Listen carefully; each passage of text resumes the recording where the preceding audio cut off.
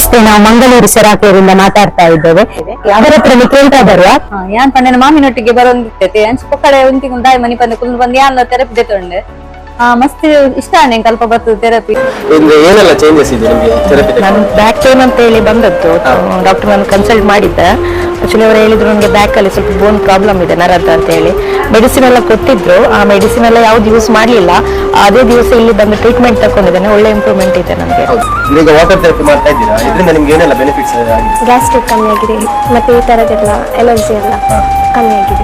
3 ತಿಂಗಳ ಥೆರಪಿ ಒಳ್ಳೆ ಮಾಡಿದ್ದೇನೆ.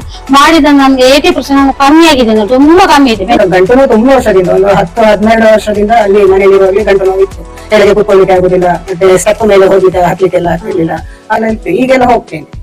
ಈಗ ನಂಗೆ ಸಾಧಾರಣ ಒಂದು ತಿಂಗಳೇ ಆಗುವಾಗಲೇ ನೋವೆಲ್ಲ ತುಂಬಾ ಕಮ್ಮಿ.